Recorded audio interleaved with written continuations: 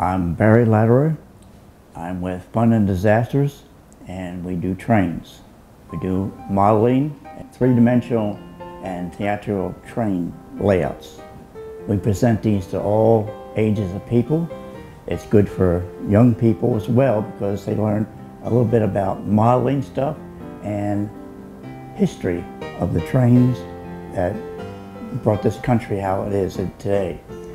The older folks brings back a lot of memories of how they had trains when they were young, and they wish they probably still had them. And we present these trains, and we travel around the country, and we show these trains off. And we have a lot of fun doing it, and there's a lot of education in this, because a lot of it is done in part with history. And it's not just some piece of plywood we put a train on. It's all done, a lot of it, with history behind it. It's modeled after cities and countries. There's about 5 different types that are main trains that everyone knows about.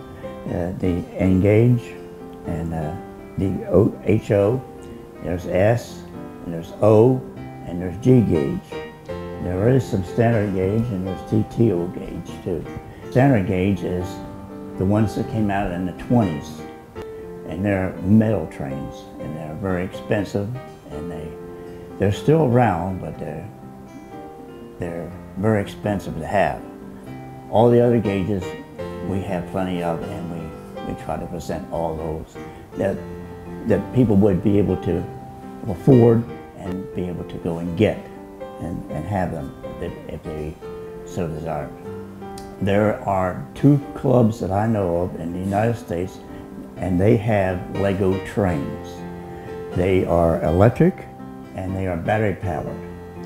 Lego makes them special for these clubs, so you can't really go to the store and buy them.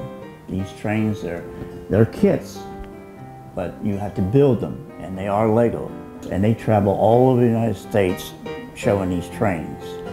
And they have a great, the Greater Lego Club of Pinellas and Tampa.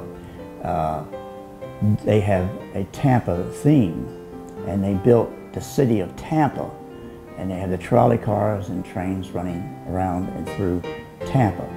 And some of those buildings are almost 6 feet tall. They're all done with Legos, and they all light up, and things move, the people move, and the cars move, and it's a great thing to see. It takes a long time to build those things. I like trains because they're part of history. I like them because they're unique. It's a unique toy that you can model. You can change it if you wanted to, and you can actually see the real thing, and then you can have the model too. And I like comparing them to see how good the model of the real train is. And I like running them. Young folks need to know something about their history. And the trains bring out a lot of the history, because trains are what actually made the country spread across the United States by rail.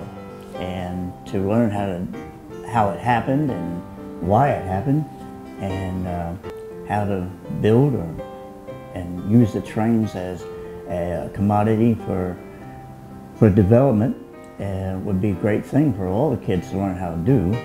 My museum, if I got one, we would have all different gauges, because people, they might come there and say, oh, well, you only have the 1 gauge train here.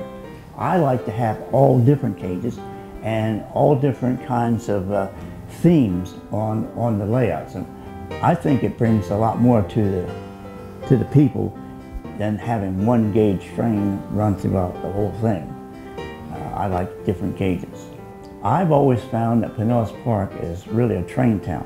When we do a train show or swap meet, there is a lot of people from Pinellas Park that show up. I think that this town could have a nice museum, and they would support it, because there's a lot of people here. We've been to towns before where there are very few people that care about trains, and it's not a train town.